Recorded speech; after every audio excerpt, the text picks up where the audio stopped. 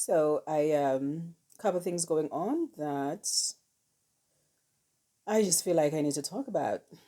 Um, making videos is certainly one of those things that I have to start doing again on an irregular basis.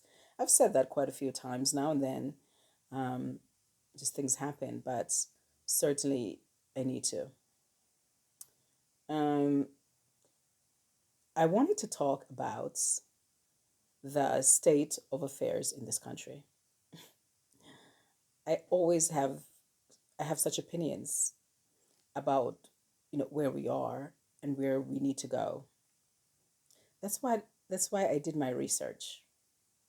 I certainly believe that to understand our current situation and to better prepare for our future, that we first had to we need to make peace and acknowledge our past far more than we have done in this country. In recent days, we've had a situation in which an 18-year-old white supremacist decided to go and gun down 10 black people who were just out grocery shopping for no other reason than the fact that he is fearful. He is fearful of what will happen when, with this theory of the Great Replacement that's based on white fear that black people are going to take over. Imagine that. As a result, in his anger, in his hatred, in his lack of understanding, in his miseducation, he went out, planned, and executed 10 innocent people. What are we supposed to do with that as black people in this country who are constantly dealing with these issues on a large scale, on a large scale, and repetitively? How do we feel? How do we feel safe in our black skin? That we can just simply walk out of our homes and go to the grocery store or to the park or anywhere at all. You see, we have a real problem in America. And this is not something that just started. We were getting here long ago. I don't know that we've taken these situations as seriously as we should have, as we needed to. In previous times, one of the things that I have always noticed is the fact that whenever a white person commits a crime like this, oftentimes the media seem to make it out as if they're mentally ill. Perhaps they're mentally ill, but let's not confuse mentally ill with white hatred, and that we live in a society where racism is a disease based on constructs that has been developed for centuries.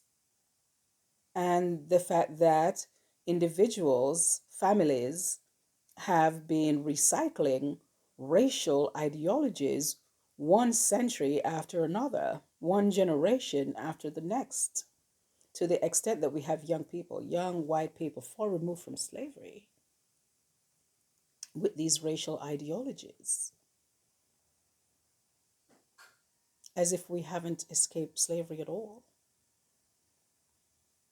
So, this was one of those situations that made me extremely upset. Again, because I'm upset all the time, it seems, with all the things that happens in the news, that we're still here, that we're still battling these challenges, that we're still facing these kinds of hatred, that we're still so unsafe just for being who we are, just for being black.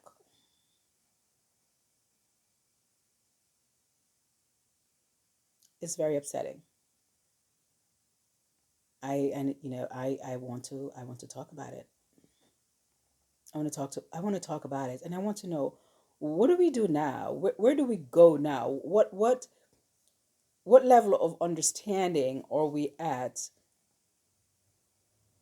when we deal with these issues, and in understanding what needs to be done? Have we been too lenient? I would argue that we have. I would argue that there needs to be a stronger message sent that you don't do this. You don't walk out in this world and gun down innocent people because of your hatred. We're talking about removing critical race theory from schools. What people don't understand is critical race theory is simply based on history. But too often, whites want to protect themselves and protect their children from really understanding what happened during slavery. And yet, we need to do that if we are going to change anything in our present and our future.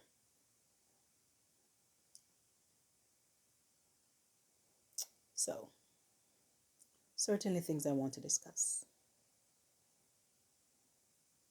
My thought on the matter is that we have to take this more seriously, that we haven't taken it seriously enough, that they continue to happen on this larger scale and will continue to happen. And that's unacceptable.